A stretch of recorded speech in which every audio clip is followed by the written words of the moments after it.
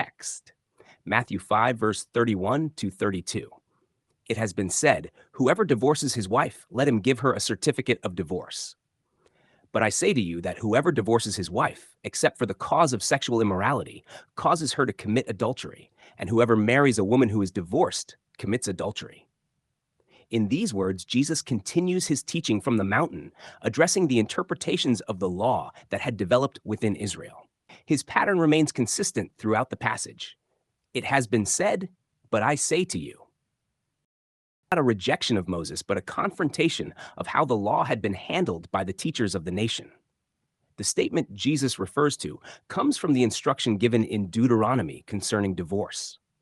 Moses permitted a man to give his wife a certificate of divorce and send her away. By the first century, this provision had become the subject of debate among Jewish teachers. Some interpreted the allowance narrowly, while others expanded it so broadly that divorce could occur for nearly any reason. What had originally been a regulation acknowledging the hardness of human hearts had been treated as a casual permission. Jesus addresses this distortion by exposing the deeper moral reality behind the command. The issue is not merely the legality of a certificate, but the covenantal seriousness of marriage. When a husband dismissed his wife without legitimate cause, the social conditions of the time left her with few options for survival. In many cases, she would remarry, and the man who had sent her away would be responsible for placing her into a situation regarded as adultery. The act of dismissal carried consequences that could not be erased simply by a written document. The exception mentioned, sexual immorality, reflects the covenantal breach that had already shattered the marital union. In such a case, the dismissal acknowledged a rupture that had already taken place. Outside of that circumstance, however, divorce was treated as a careless breaking of a bond that God had established. These words must be heard within the larger context of Jesus' mission to Israel. He was speaking to a people who lived under the covenant given through Moses.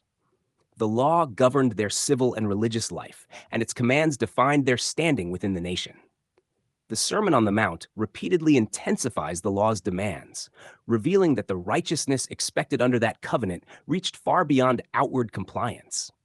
Anger is placed alongside murder, lust alongside adultery, and casual divorce alongside covenantal unfaithfulness. In doing so, Jesus exposes the true weight of the law. What had been reduced to manageable regulations is shown to demand a depth of righteousness that reaches into the motives and intentions of the heart. The law was never merely about external acts. It addressed the inner life of the covenant people. At the same time, these teachings stand in the shadow of a coming transition in redemptive history.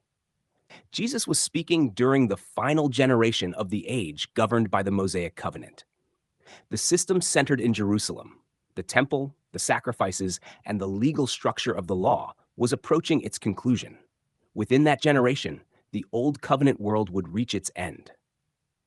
The Sermon on the Mount therefore functions as a climactic exposure of the covenant's demands upon Israel.